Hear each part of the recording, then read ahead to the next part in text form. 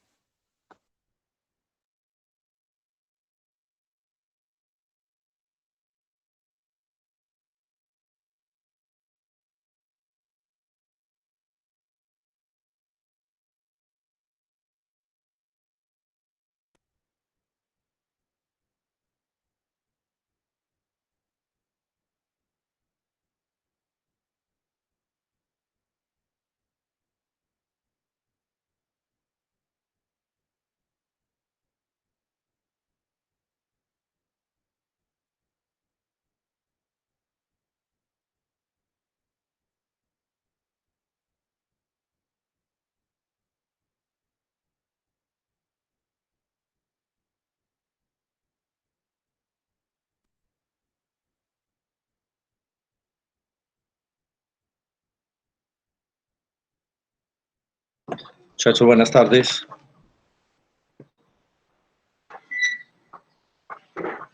Buenas tardes, doctor. ¿Cómo están? Hola, Kevin, David, Miguel Ángel, Valentina, Dani, Juliana, Diana, Melissa, Santiago, Catalina, Juan Camilo, Yuri, buenas tardes. Muchachos, hola. Valentina, Orlando, Juan Santiago, Melissa, yo Manuel, María José, Viviana, Sara, buenas tardes. Es que, muchachos, listos para el lunes, para el lunes. Sí o sí. Ese bloque está regularmente, como Carol. Ay, Carol, yo tengo una razón. Ahorita no está listo. Ajá. Carol, al final de la clase me acuerda que le tengo algo que me dijeron que le comentara. ¿Sí? Carol.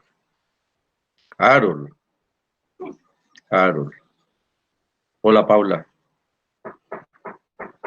¿Cómo está Paula? Carol.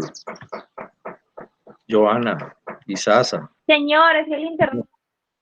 Me tuvo una falla. Dígame, doctor.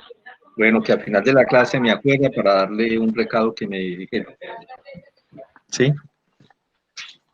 Listo, muchachos, algo para ¡Ay, Cristo comentarles. bendito! Bueno, señor, yo le acuerdo. Si supiera. Eso fue este hombre, como dicen. Ay, bueno, ahorita hablamos, doctor, que ya me asustó. Soy oculto que tiene por ahí. Bueno, algo para comentar, muchachos, ¿no? Entonces, bueno, el día de hoy no va a ser un tema pues muy extenso, simplemente es una parte como introductoria a lo que es el sistema linfoide. A ver, pues de pronto no, yo creo que sí hay actitud, al menos pues como la asistencia, ¿no?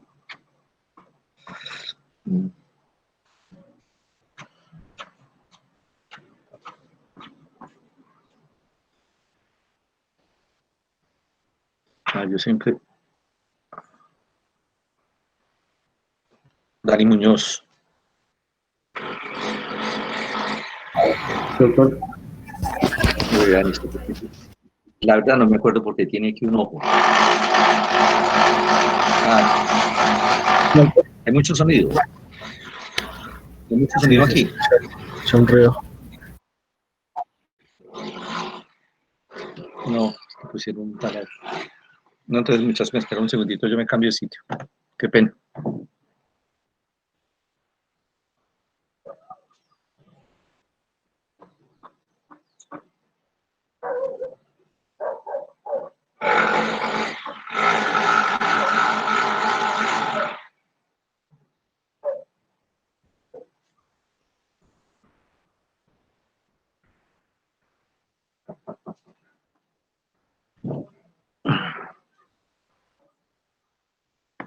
Bueno, 2 segunditos.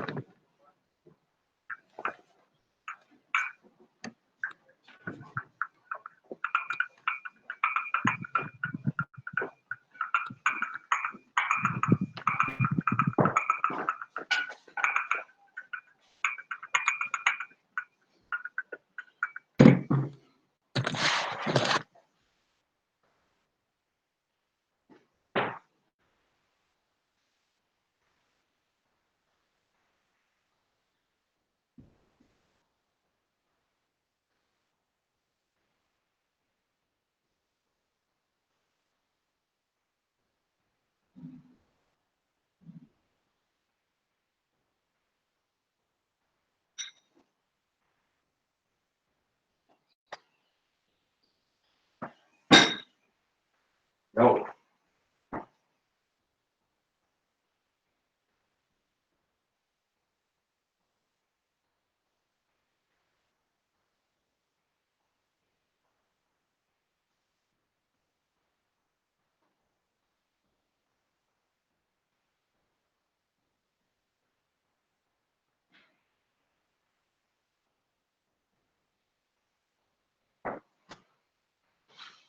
Bueno, estaba hablando con Dani, ¿cierto? Sí, señor. Dani, que usted porque tiene aquí un ojo. Es porque, ¿sabe?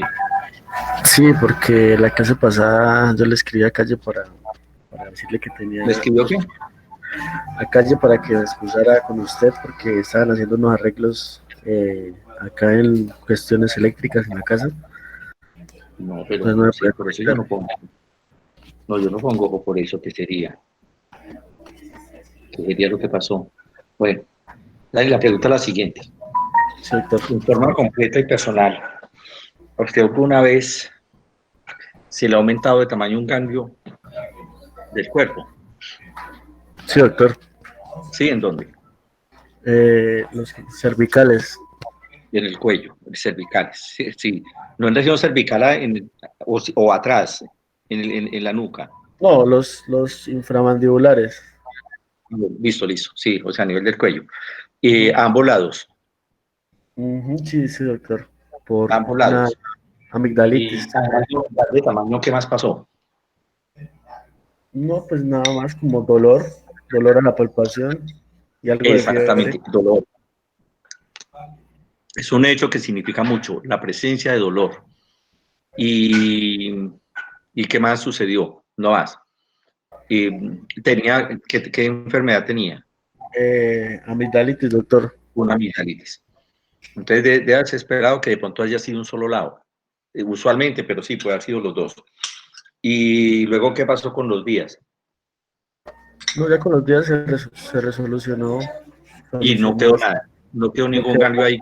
No quedó. no, doctor. ¿Sí? Bueno, perfecto. Listo, bueno. Importante eso importante pues dentro del enfoque pues que quiero hacer. Mariana, Duque. A ver, yo miro aquí.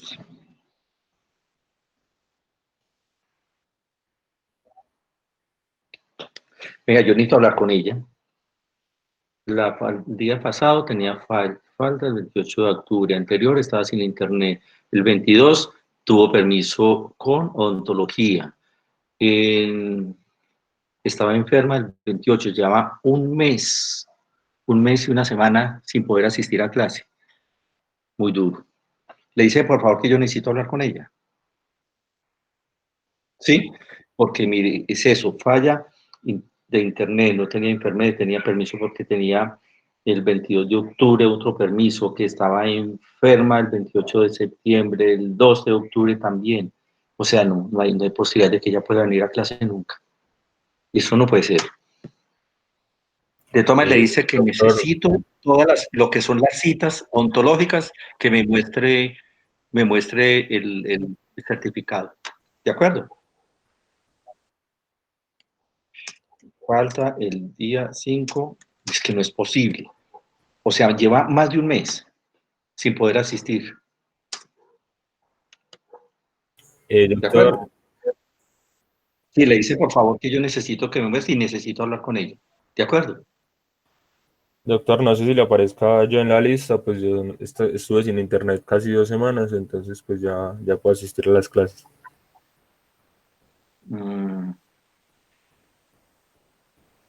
Aquí tiene Juan Camilo.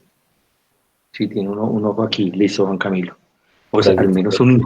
al menos intentar uno poner la cara a lo que se está haciendo, Juan Camilo. Pues me pasó esto y tenemos todo el derecho. Sí, Pero doctor, es lo que que pasa cada es que me semana, mudé de sí, casa y apenas hasta ahorita, hoy en la mañana sí, vinieron a no, poner el internet. no, Juan Camilo, y no hay ningún problema por eso, ningún problema. Pero entonces uno enfrentar las cosas, es que es un salón de clases y es obligación. Entonces Sí, aplaudo lo que se está haciendo. Me pasó esto y todos tenemos todo el derecho y la posibilidad de que eso nos pase. Pero es que llevamos más de un mes mandando razones.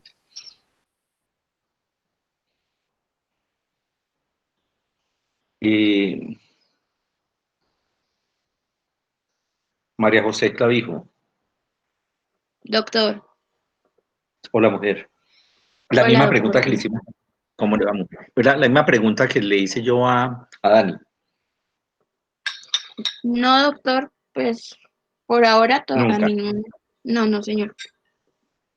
ni a alguien cercano. Pues que yo sepa, doctor, no. Ni a mi papá, ni a mi mamá. No, No, nada de cercano. Bueno, no, doctor. la pregunta pues que le hice a Dani y que le hice a María José y que le pregunto a Melisa Muñoz. Doctor, Hola mujer. La misma bueno, pregunta. que si he ¿Mm? tenido ganglios, aparición de ganglios. Sí, alguna vez. Sí, doctor, en varias ocasiones, de hecho. Cuénteme una de las varias. Cuando tuve Como varicela, que me dieron muchos ¿usted tuvo ganglios en varicela? varias partes. Sí, señor. ¿A qué edad? A los 13 años, doctor. Uy, bueno, y entonces. Pues duraron mucho y fueron muy dolorosos y algunos de ellos eran movibles, mientras que otros, los cervicales se podían mover, pero tenía otros en la parte trasera de la cabeza y esos dolían demasiado y eran muy incómodos. Ya van tres cosas que me han dicho. Que aumenten los ganglios linfáticos, que duelan y que los mueven. Venga, ¿y dónde queda la parte de atrás de la cabeza? La nuca. Pues sí, doctor, la nuca y ¿Sí? detrás de las orejas más o menos eran como donde más La aparecían. región retroauricular. Eso es un sitio importante. Es un sitio importante cuando se presentan ganglios aumentados en ese sitio, como veremos. Listo, mujer. Gracias. Perfecto. Ah, sí, doctor. Bueno, entonces, perdón, yo voy.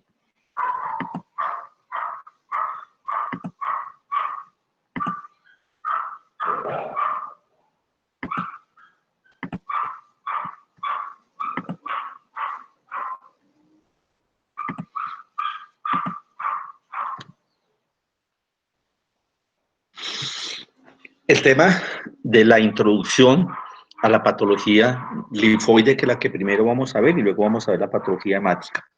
De esta patología linfoide, entonces esta introducción se llama adenopatías. Y el tema es, ¿qué hacemos nosotros como médicos generales? ¿Qué actitud vamos a tomar ante un paciente que tenga aumento de crecimiento de los ganglios? Bueno, entonces a eso se llama adenopatía. Y eso quiere decir entonces el aumento del tamaño de consistencia, del tamaño o de la consistencia del ganglio linfático. Y que de pronto después le iba a preguntar a Melisa que cuando se tocaba los ganglios y que eran móviles, ¿de qué consistencia eran? Melisa, ¿lo tiene presente? Pues la No, verdad, no es no me acuerdo mucho, pero recuerdo que eran primero muy pequeñitos y eran duros, pero luego cuando Sí. se iban a hacer más grandes se sentían más suaves, más blandos. De menos consistencia, sí. Bueno, Sí, listo, mujer. De pronto debemos tener presente el hecho de nosotros de hablar, al hacer mención de un ganglio patológico, es porque el ganglio linfático aumentó de tamaño y hay unos puntos de referencia. Sabemos de antemano que el tamaño promedio de los ganglios linfáticos es de 1 centímetro, que tienen una forma que parecen como un frijol o que parecen como un riñón, por una zona cóncava y una zona convexa que tienen. Y que normalmente no se palpan. Y no se palpan no es que quiere decir que no se pueden palpar, sino que no se tocan normalmente. Y hay un hecho diferente, es que los ganglios aumentados de tamaño, estoy hablando de todos los ganglios de todo el cuerpo, pero cuando tienen mayor de un centímetro, a nivel del cuello ya se hacen palpables. Y en región inguinal es cuando estén más grandes, cuando miden más o menos sobre 2 centímetros. Esto a consecuencia o a causa de que regularmente están localizados en tejidos más profundos. Entonces, cuando tienen 1 centímetro de tamaño, es muy factible que no se vayan a palpar. Probablemente va a depender de un poquito de la consistencia de cada persona. Pues la persona que tiene mucho tejido adiposo, pues es posible que haya que ser o ser necesario hacer una palpación más cuidadosa, más juiciosa, con mucha más sutilidad, tratando de deprimir toda esta cantidad de tejido adiposo que pueda estar encima hasta que posiblemente los vamos a detectar. Bueno, hay algo, bueno, vemos más adelante, el hecho de que el aumento del tamaño de los ganglios linfáticos vayan a tener una consistencia dura o no, ¿de acuerdo? Bueno, ¿cuáles son las causas de que los ganglios linfáticos aumenten de tamaño, o sea, de linfadenopatía? Pueden ser de tipo infeccioso, de tipo inmunológico y de tipo metabólico. Bueno. Luisa Fernanda. Doctor. Luisa. Uy, Luisa, qué bien. Esta mujer me está respondiendo. Eso es un honor. Eso se llama bullying, ¿cierto? Por eso digo, eso se llama bullying. No, aquí dice. Y le sigo diciendo, ya le he preguntado lo mismo 3 veces, pero le sigo diciendo. ¿Se le ocurre una enfermedad infecciosa fuera de la amigdalitis que mencionó Dani, que pueda generar una enfermedad infecciosa, que pueda generar aumento del tamaño de los ganglios linfáticos? Por ejemplo, en el cuello. Quizás el VIH. No. ¿No? No como causa fundamental, y ahorita hablamos de eso. No, infecciosa, más infecciosa. No sé, de pronto las infecciones del oído, quizás. Una otitis, exacto, Sí, perfecto. Melissa, y si es un aumento de tamaño del ganglio linfático en la región axilar, ¿de dónde podríamos pensar que está pasando algo?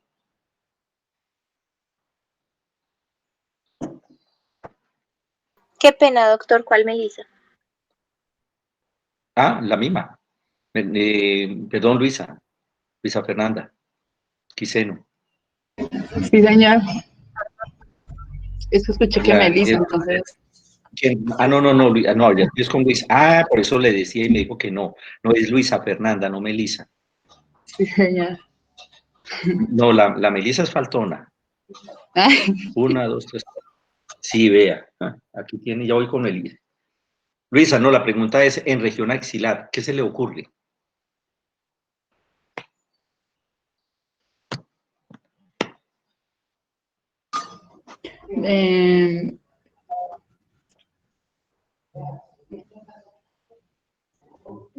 No sé de pronto en las infecciones virales, doctor, pero pues no estoy segura. No, pero yo le hablo, sí, listo, pero le estoy preguntando es por el sitio anatómico, en región axilar, uno que supone que se está dando una infección, ¿en dónde? Pues en los ganglios que están en la región, ya sea pues de las mamas, no sé, o sí, en la región axilar, en los ganglios de ahí. Y sí, por eso, de región axilar. A ver, Melissa Fernanda,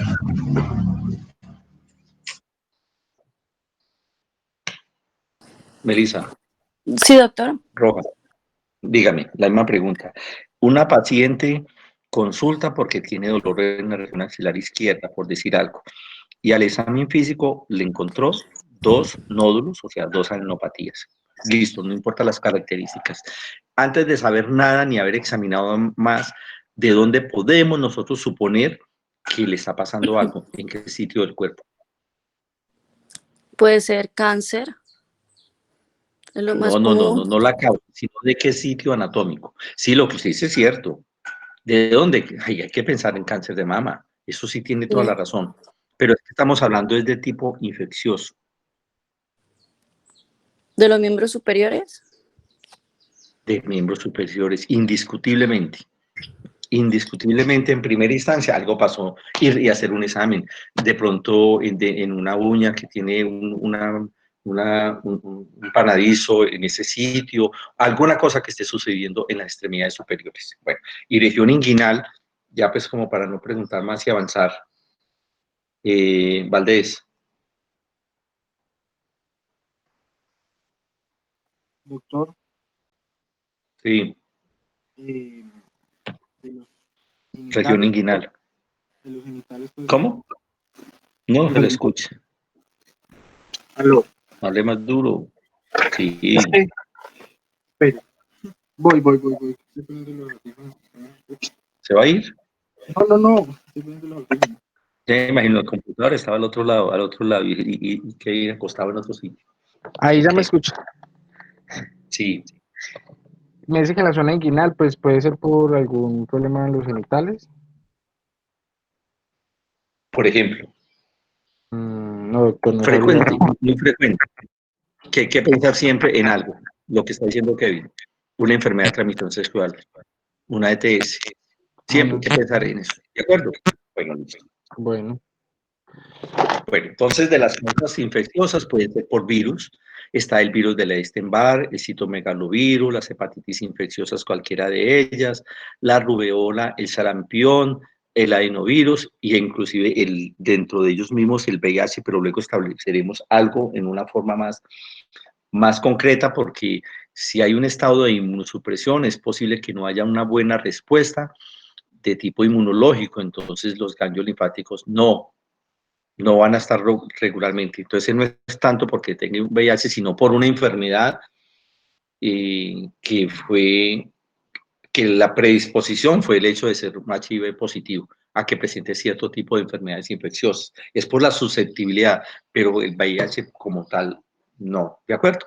Bueno, bacterianas. Los estreptococos estafilococos son muy el estreptococo beta-hemolítico, que es muy de las amígdalas, el estafilococo es muy frecuente que dé en la piel. Está la enfermedad por arañazo de gato, que es la Bartonella henselae, la brucelosis, la tularemia, la peste, el chancroide. Velázquez, Juan Esteban, Hola, doctor. hola. ¿Usted sabe qué es eso? Esto que estamos No, mencionando. no, señor. ¿Ah? No, nunca lo he escuchado. Producido por el Haemophilus ducreyi. Búsquelo, porfa, y apenas lo tengan, no lo dice. El treponema pallidum en la sífilis, la difteria y la lepra. Bueno, dentro de las infecciosas también puede ser fúngicas, o sea, por hongos, como es, por ejemplo, la histoplasmosis, coccidioidomicosis, las clamidias, la clamidia.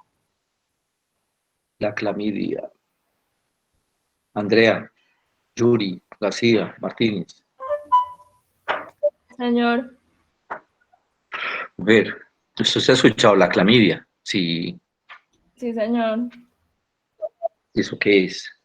Es un hongo que puede dar infecciones de transmisión sexual.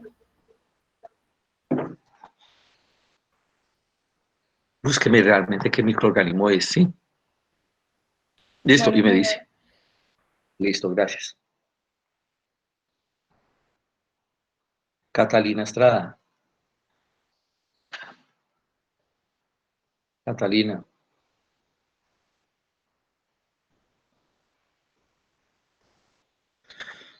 A ver, Catalina. Doctor, le está escribiendo por el chat. No, no, dígale que no me escriba, que me hable.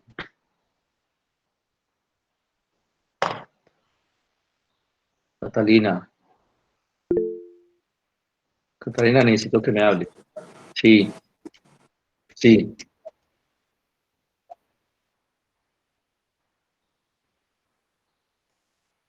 Pero yo como, sí, no, sí, sí, Felipe, le entiendo. Hay algo como algún día puedo hablar con Catalina Estrada. 17 de septiembre no pudo, faltó el día 24, el día septiembre 28 tampoco, el 1 de octubre tampoco, el 22 de octubre tampoco, luego estuvo en un congreso. O sea, no hay forma de hablar con ella nunca. Ahora es el computador.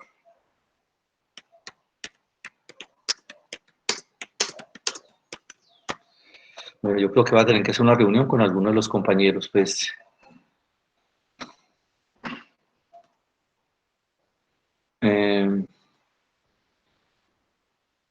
John Andrés Díaz. Hola, doctor. Bueno, ¿sabe qué es esto? Linfogranuloma venéreo. No, no, doctor. Listo. No me acuerdo. Y ahorita voy a entrar en un subtema. Ya tengo tres, el inguinal, el linfogranuloma venéreo y la clamidia. Cuando alguno de los tres ya lo tenga, me hacen una señita y hablamos. Doctor, ¿lo Bueno, busco? entre los parásitos. Sí, por favor. Listo. Está la toxoplasmosis, la leishmaniasis, trypanosomiasis, la filariasis, las riquecias, el tifo de los matorrales. Dentro de las casas inmunológicas es un hecho indiscutible de gran importancia, con algo que sucede en el sistema inmunológico que hace que genere, pues, en algunas situaciones una respuesta sobreexagerada.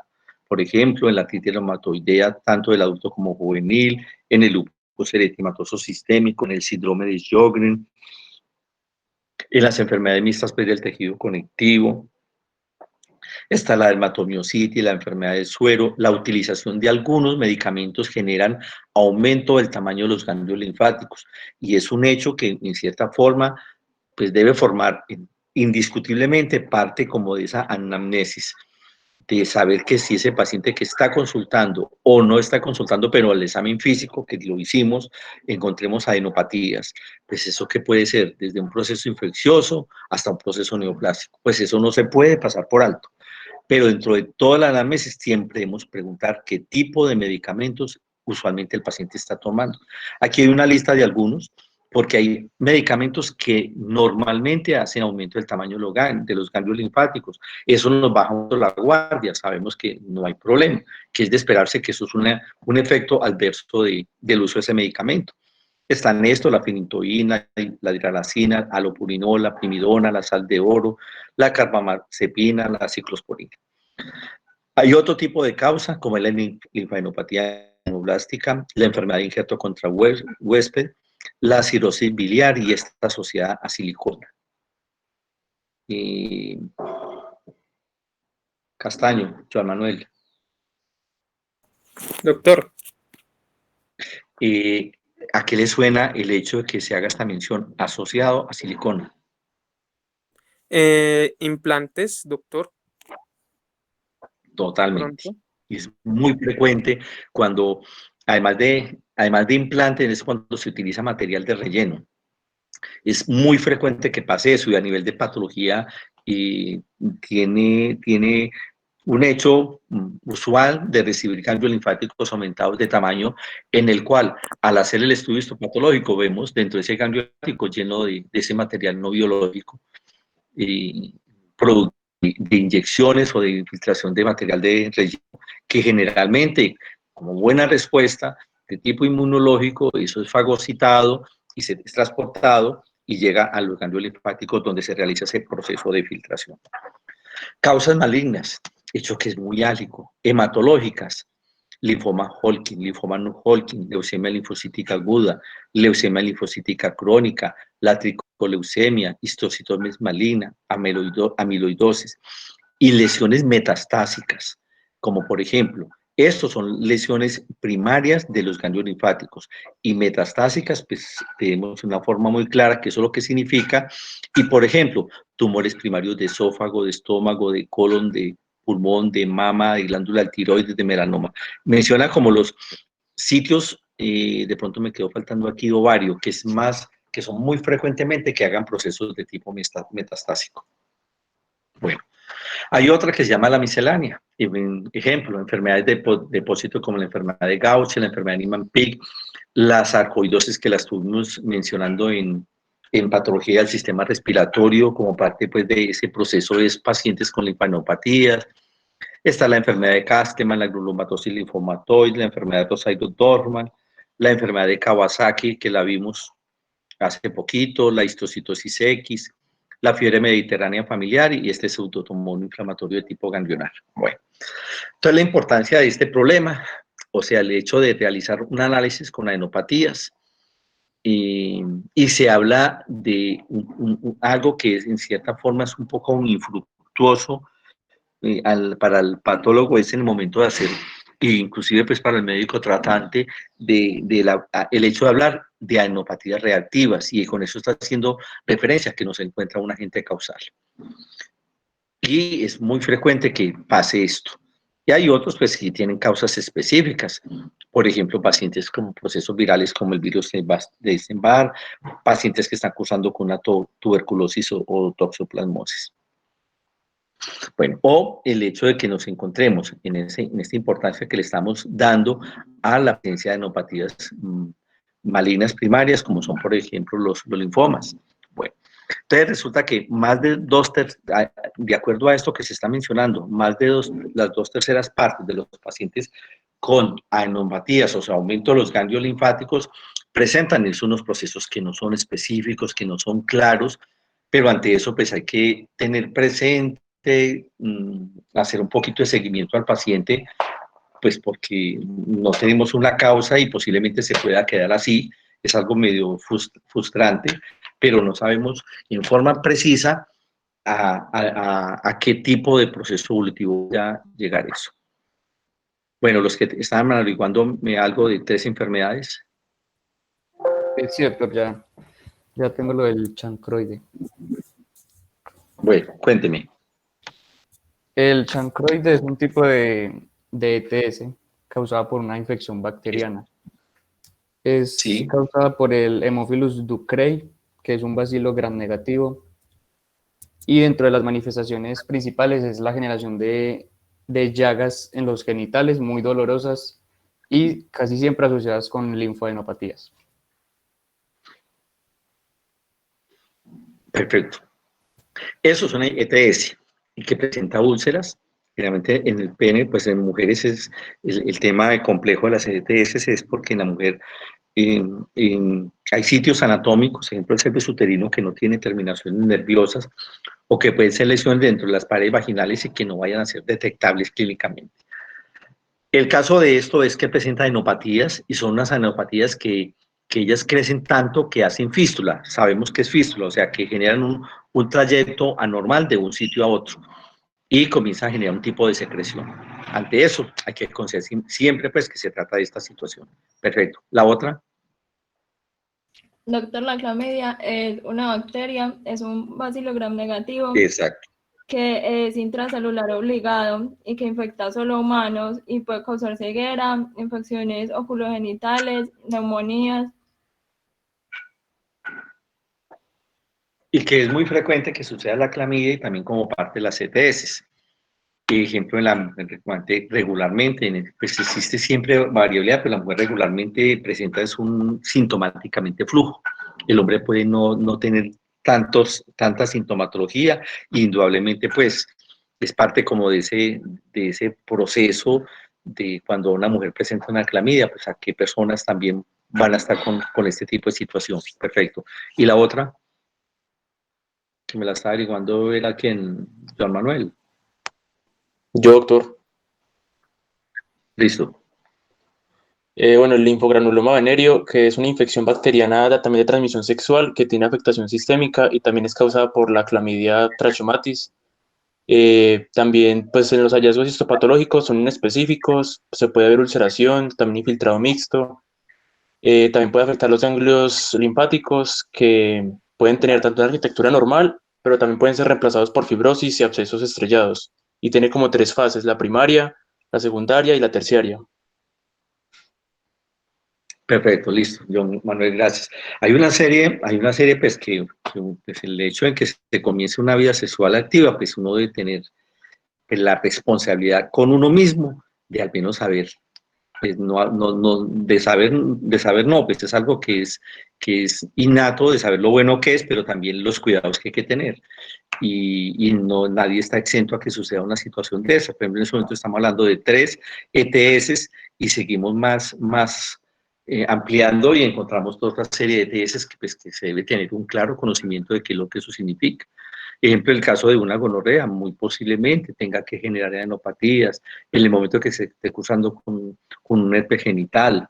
También es de presentarse lesiones de adenopatías, o sea, el hecho de que un paciente consulte, porque, pues posiblemente porque duele, con una adenopatía, en primer lugar, hay que considerar que sea una ETS, pues al menos descartarlo.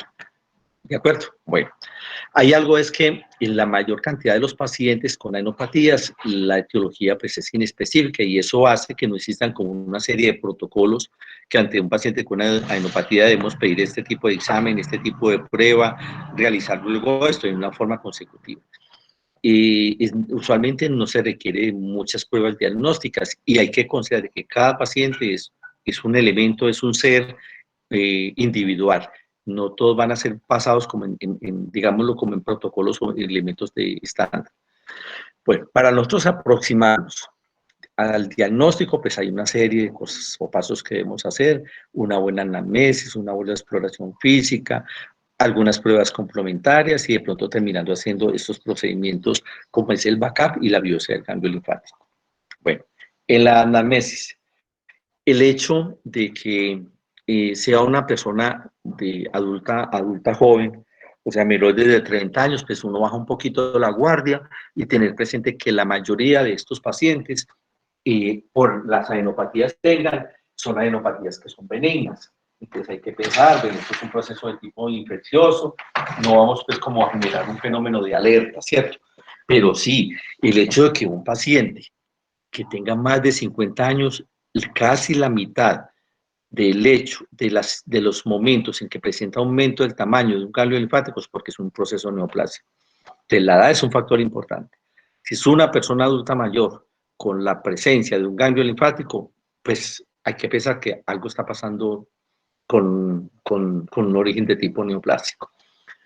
Dentro de los antecedentes personales, fundamental, determinar la adicción que se tenga a drogas, los hábitos de tipo sexual, los estados de inmunodepresión, la exposición a animales de compañía es un hecho muy frecuente que las personas hagan adenopatía cuando tienen esa convivencia tan estrecha con las mascotas, sobre todo los gatos, más que los perros, pero inclusive con las mascotas y cuando se tiene un acercamiento de compartir hasta flujos, de dar besos en la cara exactamente, que hace que las personas cursen con la presencia de adenopatías. Y eso pues en el momento de nosotros hacer un buen interrogatorio con estos antecedentes personales y que tienen unas mascotas con una compañía que son de compañía, con una relación estrecha, pues hace que se tenga pues dentro de las consideraciones a pensar que se puede hacer a través de esto.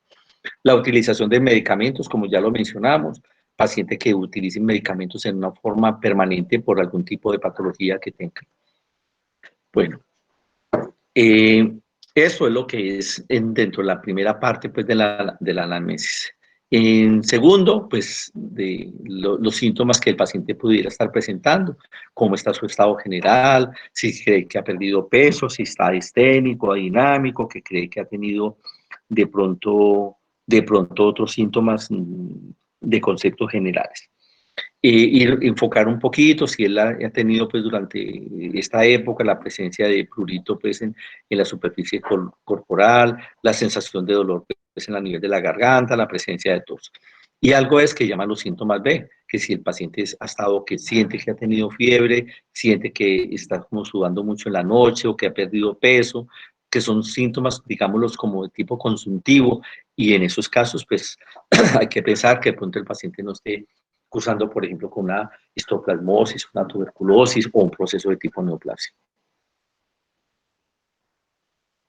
Es fundamental un examen físico real, observar muy bien la piel, que no va a tener lesiones exantemáticas o la presencia de lesiones purpúricas, auscultar los ruidos cardíacos en una forma juiciosa, mirar todos los sitios anatómicos que no vaya a haber signos de infección local, por ejemplo, en los dedos de los pies, que es usual que existan procesos de tipo infeccioso, indudablemente vaya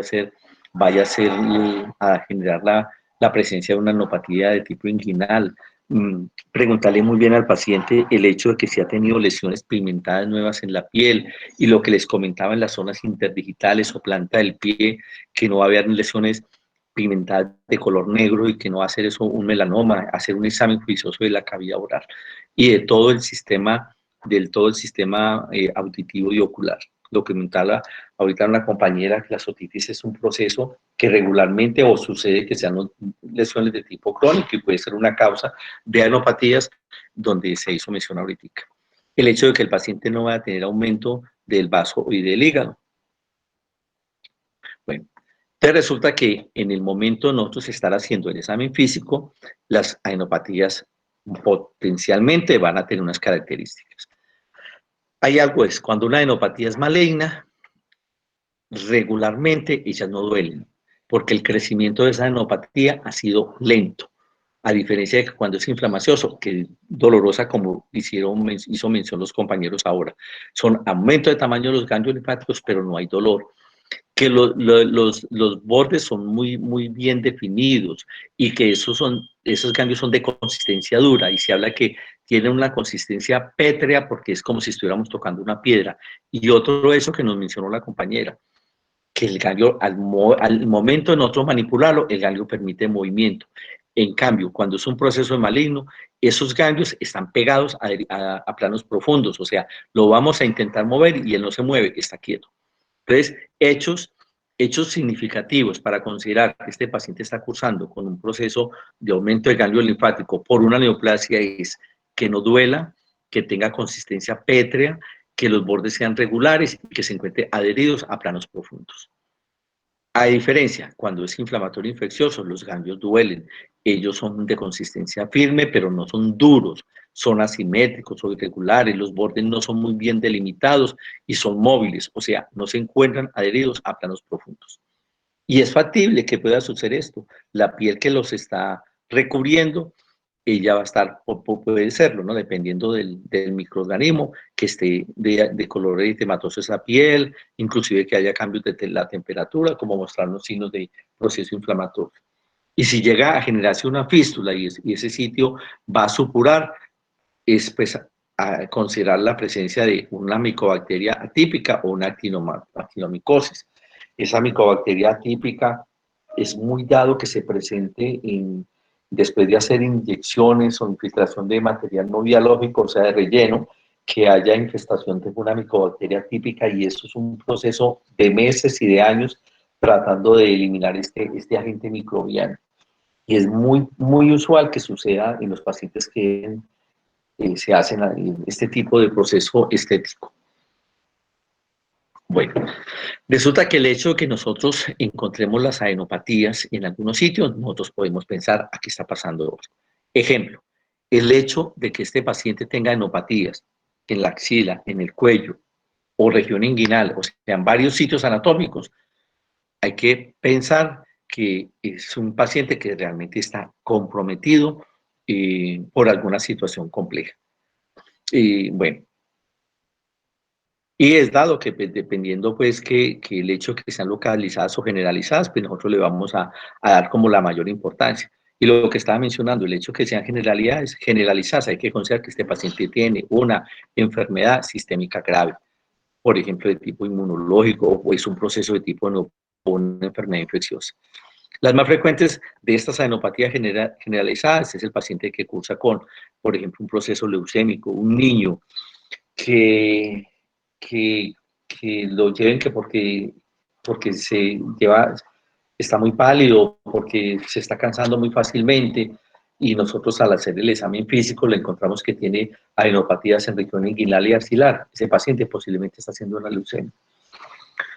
O pacientes que están cursando con linfomas, o pacientes con trastornos inmunológicos como el tipo el lupus eritematoso sistémico, pacientes que están cursando con viriasis, o pacientes en los cuales, en estos casos sí, no porque tenga el VIH, sino porque tenga el SIDA. Entonces, ante la presencia del SIDA, es un factor de riesgo a que presente enfermedades infecciosas. Entonces, ahí en ese momento es en que hay una reacción de respuesta y por eso aumentan los ganglios linfáticos. Bueno. Casos, por ejemplo, una adenopatía en la región occipital, hay que buscar en forma insistente que todo el cuero cabelludo esté indemne, que no haya un proceso infeccioso en ese sitio. Adenopatías en la zona preauricular, en una conjuntivitis o enfermedad por arañazo de gato. Cuando tenemos adenopatías en el cuello, todos los procesos infecciosos que se puedan dar en la vía aérea respiratoria superior, hacer un examen muy juicioso de la cavidad oral, de la cavidad oral, o sea, pues, cavidad oral incluyente pelos dientes, la presencia de otitis externa, otro tipo de componentes de tipo viral. También descartar de que no vaya a haber procesos neoplásicos en la cabeza, en el cuello, en la nasofaringe, o que no vaya a darse esto, que esté haciendo metástasis de neoplasias de pulmón, de glándula mamaria, de glándula tiroides o de linfomas. Bueno, cuando se encuentre una adenopatía en la región supraclavicular, siempre, siempre, siempre hay que pensar, considerar de que eso es patológico, o sea, que eso es un proceso neoplásico. Entonces, si esa adenopatía está al lado derecho, es considerar de que es un cáncer de mama. Si esa adenopatía está en la zona supraclavicular derecha, y si esta adenopatía en región supraclavicular está al lado izquierdo, pensar que es un proceso neoplásico del sistema digestivo, puede ser del testículo, ovario, en primer lugar. O descartar, en estos casos, que sea una tuberculosis, una toxoplasmosis o una sarcoidosis. Eso se llama el ganglio Levircho. Y de todo esto, de todas estas posibilidades, la más frecuente es el carcinoma de estómago. O sea, un paciente con una adenopatía en ese sitio, en primera instancia hay que hacer una endoscopia. Y muy dado pues a que vaya a tener un adenocarcinoma de estómago. De todas maneras juega pues las posibilidades. Si es una persona muy joven o si es una persona ya, pues ahí sí que vamos a terminar casi que confirmando. Indudablemente esto se va a procesos de biopsia. Una adenopatía epitroclear. Pues yo me imagino que no tienen por qué saberlo. Pero Juliana Durán, ¿eso dónde queda? Doctor. ¿Eso dónde queda? Epitroclear por el codo. Arriba del codo. Exacto. Perfecto, gracias. Si hay una adenopatía en ese sitio, siempre hay que pensar que este paciente está haciendo un linfoma. O sea, ese ganglio hay que sacarlo. Listo. O casos, por ejemplo, traumatismos a repetición, que puede hacer pues también, ¿cierto? Cuando las adenopatías están localizadas en la región axilar, como dijo la compañera hace un rato, pensar cualquier tipo de infecciones que se estén generando en los miembros superiores, o que sea un cáncer de mama y un melanoma que puede venir de cualquier parte, o un paciente con un linfoma.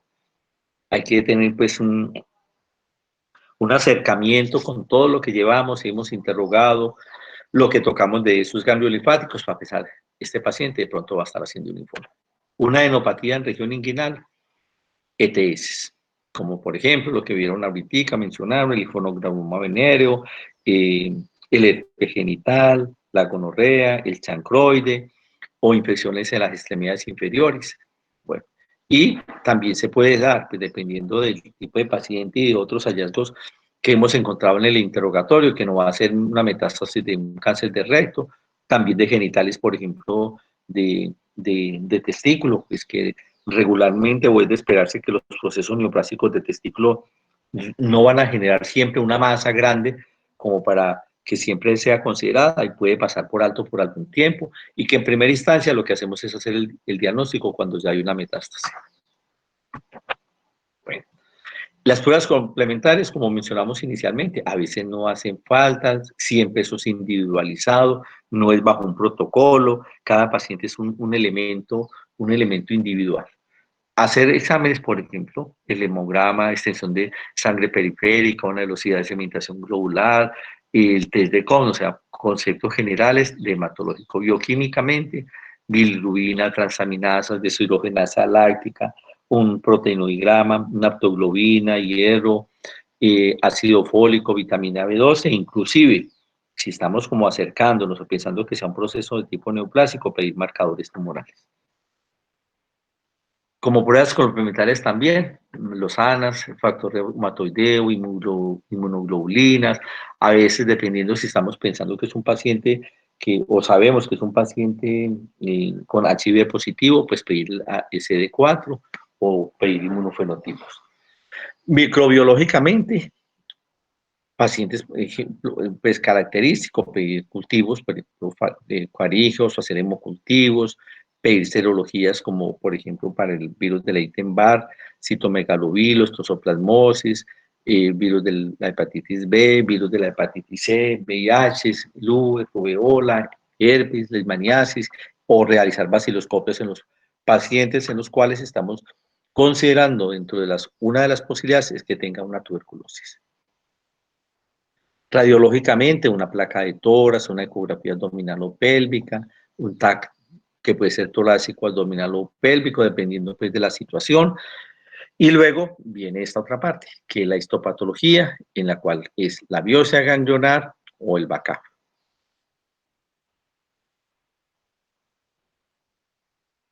Santiago.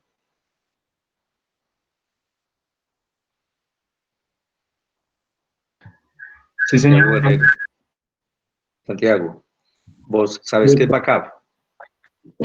Sí, doctor, eso no es como un método para sacar una biopsia por medio de una aguja.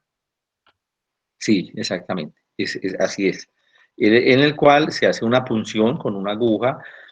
Regularmente existen agujas que son para eso, porque son agujas mucho más gruesas, pero también se hace con agujas de jeringas pues, de calibre por ahí 18, en el cual se hace una punción, pues después de hacer una sepsia, antisepsia, y se hace una punción del ganglio linfático, y después de puncionar se retira la jeringa y se le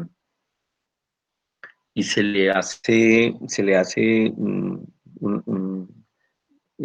una forma pues, de hacer la presión negativa, y vuelve y se pone la jeringa con la aguja y se hacen, digamos, estando la aguja metida dentro del ganglio linfático, pero se hacen movimientos tratando como de utilizar los 4 cuadrantes, hacer uno como arriba, al lado derecho, abajo y al lado izquierdo, sin sacar la aguja, tratando como de obtener mayor cantidad de fragmentos o de células, que es lo que más sale en ese sitio. Y el momento de sacarla, pues entonces es cuando habíamos retirado la jeringa, le quitamos la presión negativa y le volvemos a poner el émbolo y lo retiramos, y entonces eso que se encuentra regularmente dentro, que queda dentro de la aguja o en una porción de la jeringa, se hace presión y ese que estaba en la jeringa se hace presión y eso se extiende sobre una lámina portapetos. Luego se hace una impronta, o sea, se pasa una lámina con otra y eso se colorea, y en muchas situaciones eso nos establece el diagnóstico. Y ya vamos a ver ahorita como en qué casos es que se utiliza ese BACAP. Puede darse también una biopsia de médula ósea, una biopsia de hígado o de cualquier otro tipo de tejido. Bueno, entonces, ¿cómo estudiar un BACAP o una biopsia? Hay un hecho que una biopsia de un ganglio linfático hay unas consideraciones. Eso es fundamental para el patólogo, y un patólogo mal orientado o con alteraciones en caso concreto, los ganglios linfáticos, que la arquitectura esté alterada, eso le garantiza que va a tener errores en el diagnóstico. Entonces hay unos hechos previos a que le llegue la biopsia al patólogo previos que tienen por qué suceder ante un buen cuidado para que no pase eso. Uno es que nunca se saca un fragmento del ganglio linfático, hay que sacarlo todo. Siempre se saca todo el ganglio linfático. Esto debido a que la arquitectura que tiene normalmente el ganglio linfático, que es esa zona cortical, esa zona medular, que la zona cortical tiene estructuras nodulares, que son los folículos, que están de diferentes tamaños. Esa parte arquitectural es fundamental para comenzar a orientarse, como veremos ya en la patología, de que se trata de un ganglio patológico, o sea, neoplásico, cuando la arquitectura se ha borrado.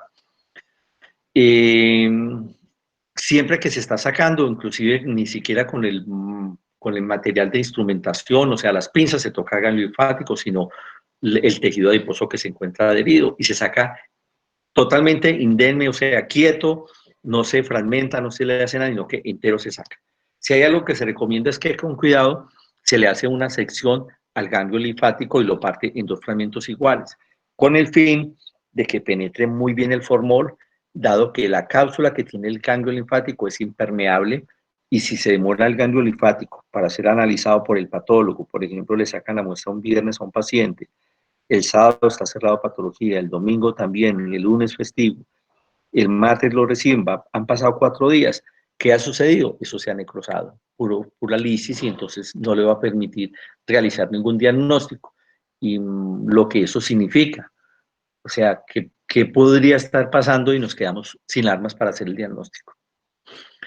Bueno, entonces, cuando nosotros vamos a hacer esto, un proceso de una biopsia, cuando se sospecha una enfermedad infecciosa y no sabemos, estamos pensando, este paciente tiene de esos síntomas B, que tiene fiebre, que está asténico, que está dinámico, y pensamos que el paciente tiene una infección, pero no sabemos de dónde viene. Otro, cuando estamos pensando que es un linfoma, ahí no hay duda, hay que sacar el ganglio. O cuando estamos pensando que ese paciente tiene una enfermedad metastásica, porque ya el paciente hace 5 años, la paciente tuvo un cáncer de mama y ahora tiene una adenopatía en la región axilar del otro lado. Hay que pensar, tiene el antecedente de un proceso neoplásico primario, hay que pensar que no está haciendo una metástasis. Y mucho más, si encontramos que ese ganglio es duro, que está adherido, hay que hacer biopsia. O un paciente cuando tiene ganglios en varias partes, en región inguinal, axilar, en cuello, región retroauricular, o sea, linfadenopatía generalizada, hay que hacer biopsia. O cuando vamos a confirmar la confirmación de un diagnóstico previo. Bueno, resulta que el backup, lo anterior, era hacer la biopsia. Un backup lo vamos a hacer si sospechamos que es una enfermedad infecciosa o una metástasis de un carcinoma ya conocido. Lo que mencionamos hace un rato, este paciente tiene un ganglio de Virchow y resulta que ese paciente hace 3 años le hicieron gastrectomía con un adenocarcinoma de estómago. Entonces no hay necesario sacar el ganglio, simplemente se hace un backup y ahí vamos a encontrar la presencia de células neoplásicas. Vamos a confirmar que ese ganglio linfático es patológico secundario a una metástasis de un carcinoma de estómago que recibido. Otra es si la sospecha de un linfoma, es obligatorio, lo que les mencionaba hace un momentico, realizar biopsia del ganglio, no vaca, sino sacar el ganglio completo. Hay que tener la consideración que el backup es de baja sensibilidad, él no va a hacer la diferencia, por ejemplo, que si ese paciente encontramos que es un linfoma y nos va a decir qué tipo de linfoma es, si es un linfoma Hodgkin o no Hodgkin. Bueno, debemos de tener una serie de consideraciones nosotros como médicos generales, hasta cuándo nos quedamos con ese paciente. La idea es quedarnos con él cuando tengamos como la evolución suficiente de si tenemos la competencia, por ejemplo, de hacer el backup o al menos de hacer la orientación, de pedir ayudas para clínicas. Y hay momentos en que el paciente hay que soltarlo y entregárselo a una asistencia especializada.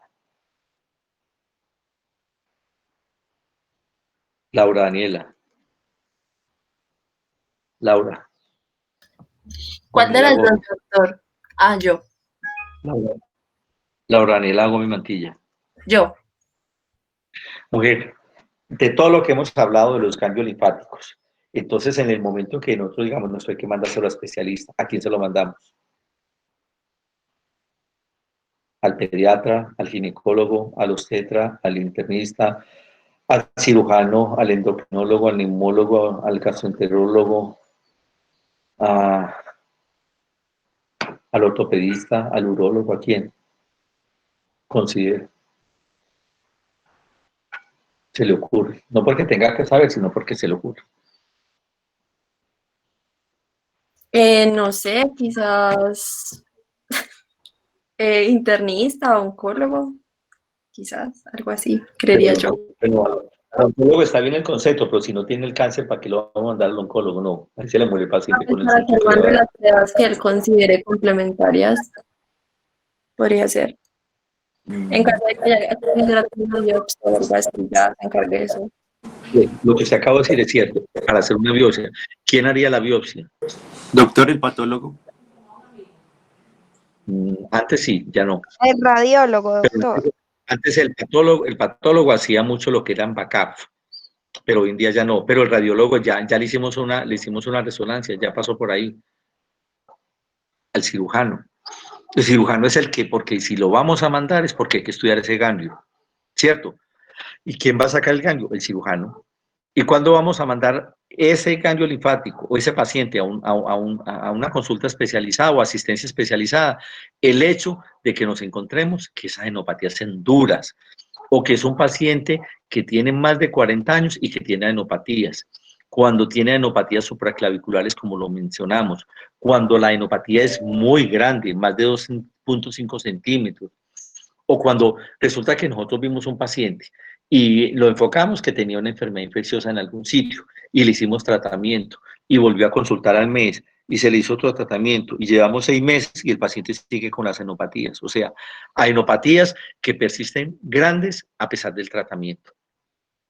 O cuando el paciente tiene adenopatías generalizadas y algo que es fundamental, que además de tener adenopatías tiene síntomas de ha perdido de peso, tiene fiebre, está asténico, está dinámico.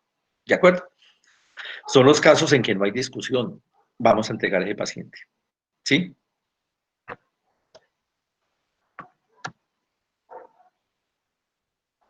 Hay un hecho, pues, por comentar. Las adenopatías para el patólogo es un punto álgico, los ganglios linfáticos, sea con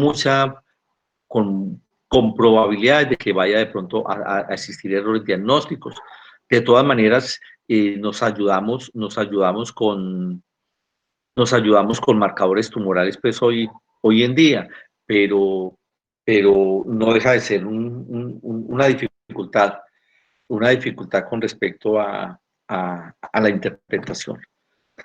Ejemplo, aquí una situación. Se dice que todos los diagnósticos de enfermedad de Hodgkin, o sea, el 47%, que es casi la mitad, es dado que exista equivocaciones. Y este tipo de enfermedad de Hodgkin es la más confundida con procesos inflamatorios de los ganglios linfáticos inespecíficos. Dado que en la enfermedad de Hodgkin el ganglio linfático no cambia en su arquitectura, lo único es que encontremos, por ejemplo, eosinófilos. Y eso puede ser también una adenopatía por un paciente con un proceso de tipo alérgico. Lo que les mencionaba ahora, esa preparación inadecuada del tejido biopsiado, de que no lo fijen adecuadamente, que no lo abran, de que lo manipulen, hace que sea un hecho complejo. Y otro es, desde un inicio comienza, casi que en muchas situaciones, es escoger el ganglio que será estudiado. Como por ejemplo, se debe biopsiar siempre el ganglio más grande del área y los más esquivos. No el ganglio que está más superficial, sino los ganglios que están más escondidos. Y debido a que es muy factible que los ganglios más superficiales, aparte del proceso que pueda estar causando el paciente, va a tener cambios inflamatorios crónicos y de fibrosis. Y eso lo que hace es oscurecer el posible diagnóstico. O sea, son ganglios que llevan mucho más tiempo aumentados de tamaño. Errores comunes, el hecho que lo aplasten, que lo fragmenten en el momento que lo están sacando, el hecho que se demore mucho en incluir ese ganglio linfático en el fijador, el hecho que lo expongan, por ejemplo, una luz fuerte, que se va a secar muy rápidamente y hace que sea un material que no se va a identificar.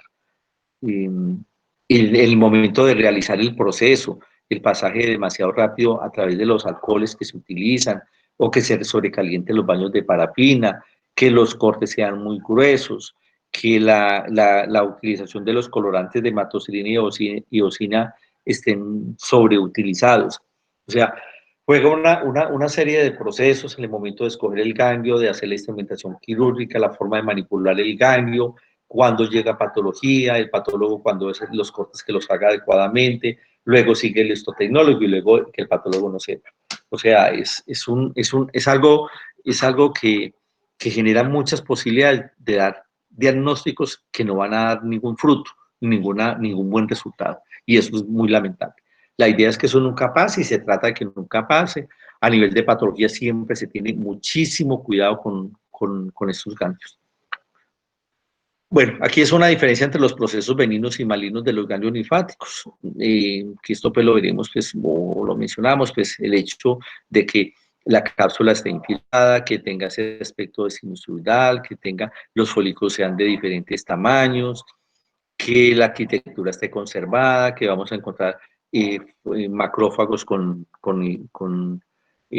macrófagos o histocitos con actividad de haber hecho ese proceso de fagocitación, de que haya nuevos vasos sanguíneos, de que se formen granulomas, de que haya necrosis en un ganglio linfático y de cómo está conformada las células que le están perteneciendo en ese sitio.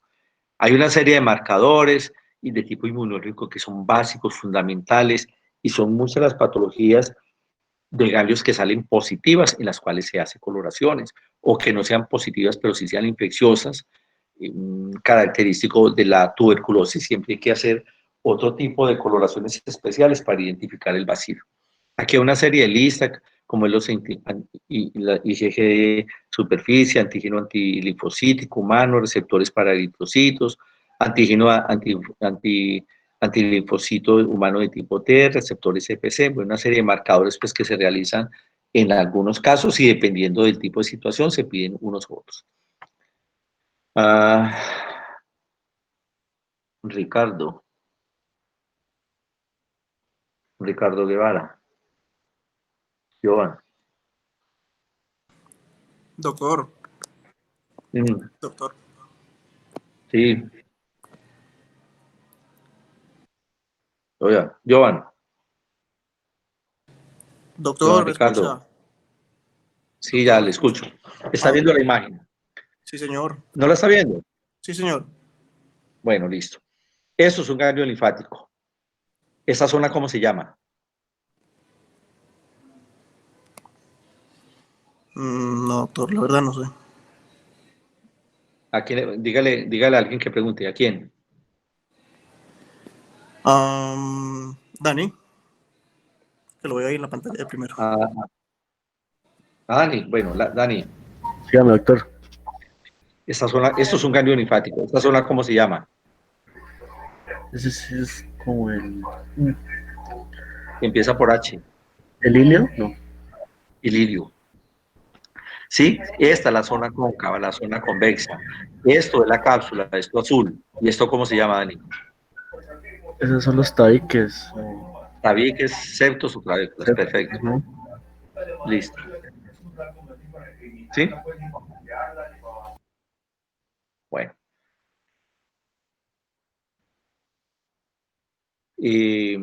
Dani, dígame una compañera o compañero. Doctor, cualquiera, escójala usted. Cualquiera, no, aquí nadie se llama cualquiera. No, nadie, casualmente nadie se llama así. Aleja. Aleja. Aleja.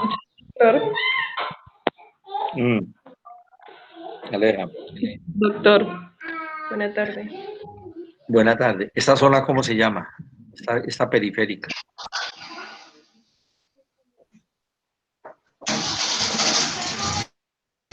Pues doctor, la verdad no sé. No. Dígame, ¿qué otro compañero nos ayude? ¿Quién?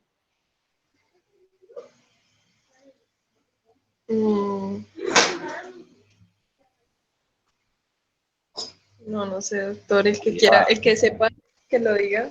No, ya pregunté y no, nadie dice que sabe. Yo pues.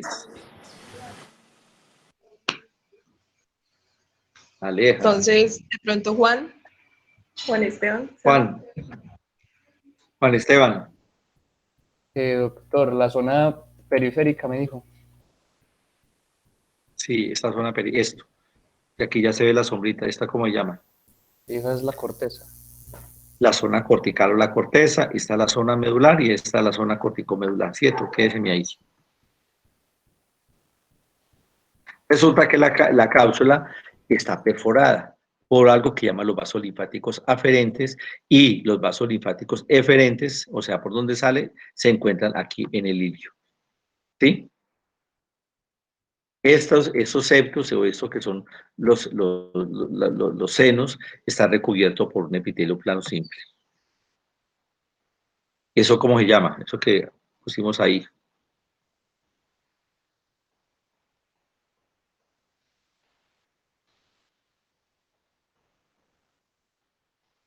Nada, Miguel Ángel Cabrera.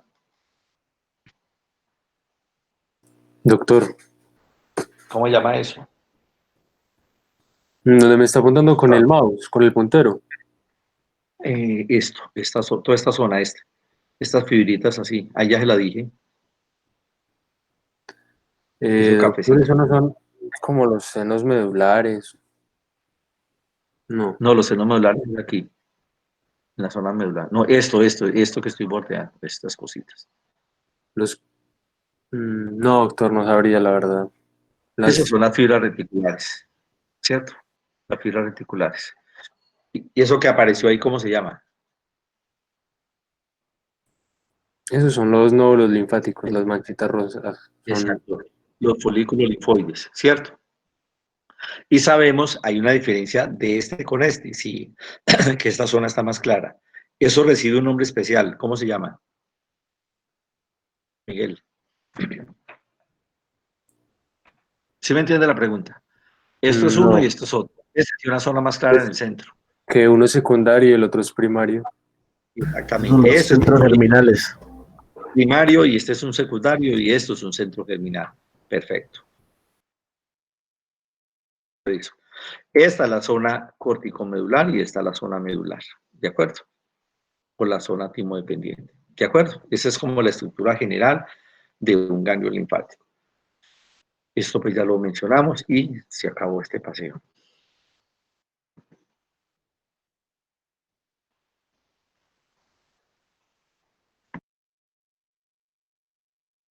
Bueno,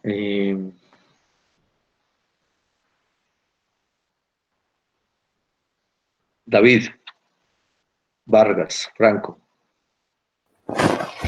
Doctor. Hola, David. Sí, señor, ¿cómo está? Muy bien, David. Pues aquí pensando qué le preguntamos a David. Dígame qué le preguntamos.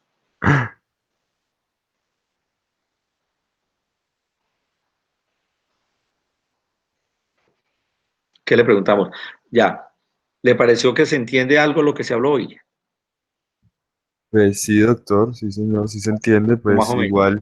igual creo que ayuda mucho, pues el hecho de que la mayoría de nosotros, pues, han tenido ganglios, pues han tenido la experiencia de que se les inflame, que lo hayan visto, pues es algo que creo que es como común, entonces lo ayuda a uno a entender.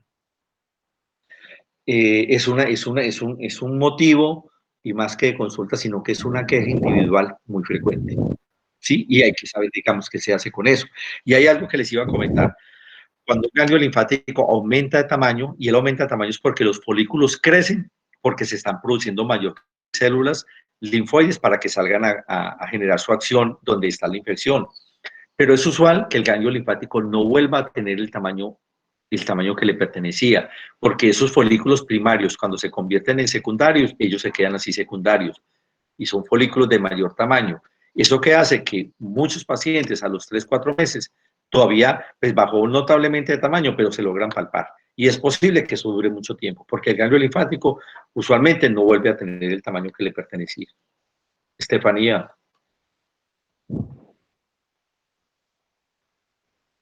Estefanía Ruiz. A ver si está aquí en la lista. Estefanía.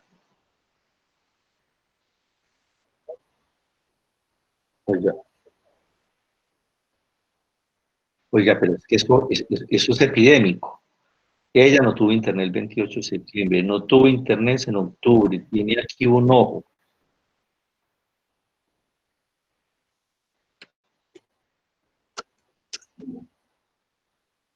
Bueno, listo.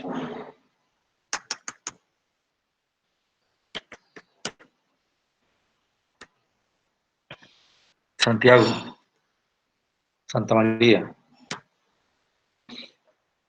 Santiago. Señor. Santiago. Señor. ¿Sí se entendió algo lo que se habló? ¿Ah? Ah, pero que no me escuchaba. Que sí entendió algo de lo que se habló hoy. Sí, señor. Sí, más o menos. Sí. ¿Qué más? Sí. Diga sí. Sí, señor. Bueno, Daniela Uribe. Sí, señor. ¿Algún comentario, Daniela? ¿Algo que quiera decir con respecto a esta temática? No, Esto no sirve para nada, de pereza, o de no, pronto como que claro, sí, sí. sí sirve, sí, señor, es muy importante. Sí, porque... ¿Por qué es importante? Pues porque nos ayuda, pues, Ajá. ¿lo que vimos o como tal la patología? La patología del ganglio linfático.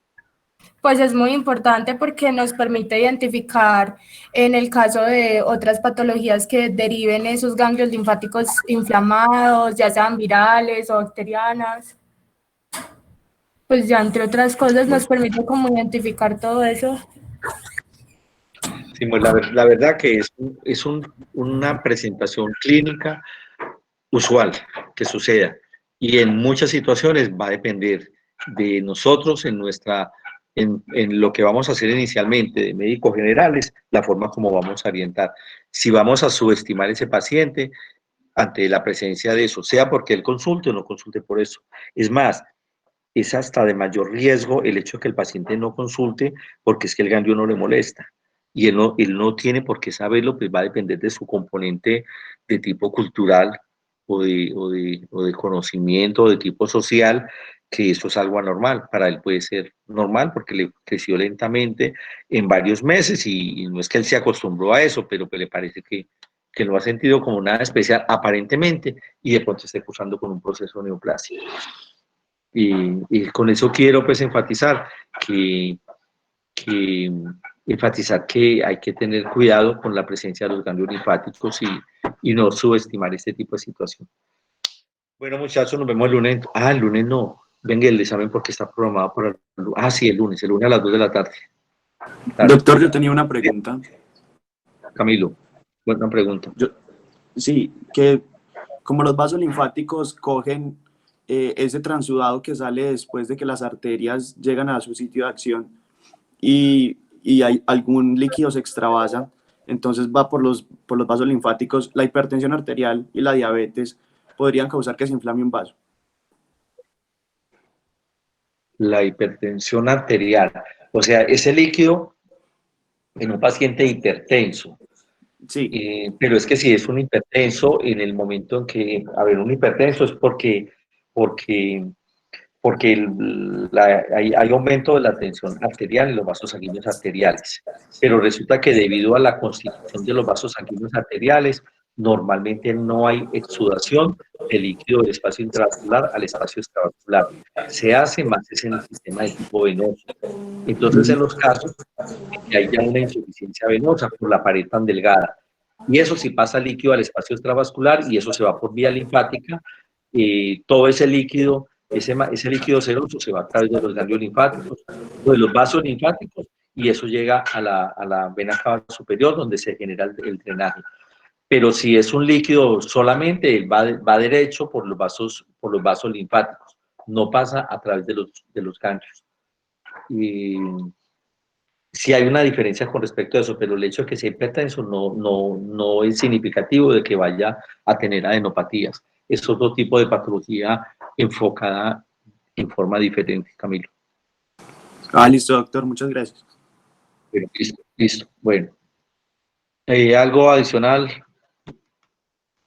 Felipe Calle, ¿algo para comentar? ¿Sugerencias? No. Nada, doctor, que no nos tire tan duro el lunes.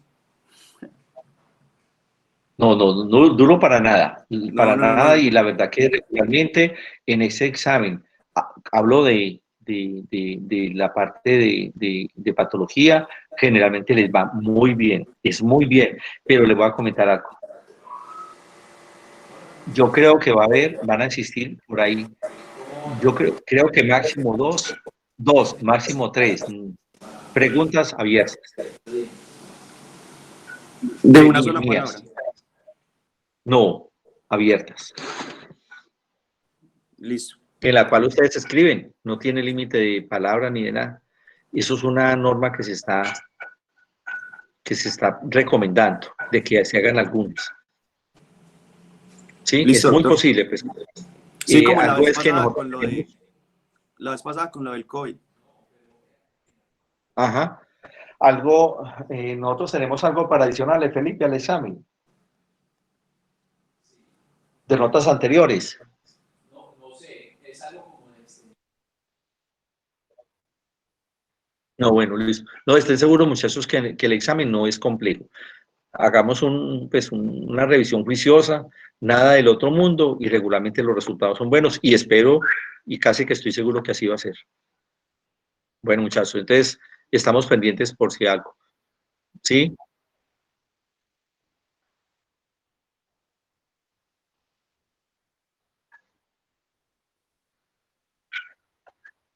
Ah, sí, Felipe, sí. No, y eso se tiene en consideración de que es más tiempo. No, por ejemplo, que sean una pregunta abierta, son 3 palabras, no más. ¿Sí? Es como preguntarle, ¿cuál es su segundo nombre? Y usted responde, Felipe. O, ¿cuál es su nombre? Juan Felipe. Así de ese tamaño.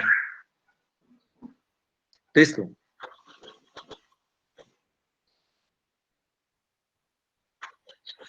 Sí, están hablando que punticos. Y punticos, y no sé qué más. No sé, no sé responderles. Yo analizo, veo y determino y le comento a Felipe. Y me pongo de acuerdo con él. ¿Sí? Bueno, muchachos, así que vamos. Doctor, ¿y la nota de laboratorio cómo va a salir? Lo que vamos a hacer. Sí, de práctica. Hay un porcentaje que está determinado, y es un porcentaje que es bueno. Está determinado estructuralmente para notas de laboratorio. Y yo creo Sí, que ahí va sí, doctor, es un incluido. 5%. Exacto, que suma. Y las notas son buenas, siempre las notas son buenas. Eso no me, yo ahorita llamo a Luis a ver si pronto nos tiene ya el permiso para la semana entrante para entrar al laboratorio. Listo. Y doctor, y si no se puede hacer eso, pues mirar cómo hacemos digamos que una exposición, una práctica para esa nota. Pues si hay algún inconveniente La con verdad eso. es cierto. Sí, Camilo, lo que vos decís es cierto, y estoy pensando que de pronto trato de recoger lo que yo tengo, o si no, al menos decir que me dejen al menos sacar las láminas y podemos tomar las fotos por fuera, pues yo tengo microscopio y podemos hacer que hagamos el trabajo en mi casa de tomar las fotos y hacer el video, al menos que me dejen sacar algunas, o si no, tomamos lo que yo tengo de laboratorio y hacemos el ejercicio, porque la idea es hacer el laboratorio y les favorece. Sí, de acuerdo, porque las notas son bien, simplemente es hacer el trabajo. Está bien la observación, Camilo. Listo, doctor. Bueno, listo, muchachos. Así quedamos entonces. Bueno, que estén muy bien, pues. Gracias, doctor. Que tenga buena tarde. Hasta luego, doctor. Hasta luego. Gracias. Hasta luego, David. Hasta luego, doctor. Alejandro, hasta luego. Cristina, hasta luego. Claudia, María José, hasta luego. Valentina, Yuri, Camilo, hasta luego. Santiago, Rian, Kevin, Valentina, Carol. Carol, espéreme. Juliana, ya me he olvidado. Sebastián García, Sara Jimena, hasta luego. Hasta luego, Catalina. Hasta luego, Viviana.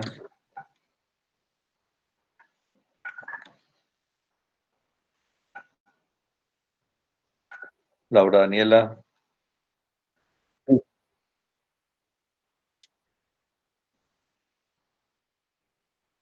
Hasta luego, doctor. Gracias. Listo, perfecto, Felipe. Perfecto, gracias. Hasta luego. Laura Daniela. Yo me estoy despidiendo, doctor. Hasta luego. Sí, mujer, que hasta luego, que estés bien, Laura. Igualmente. Bueno.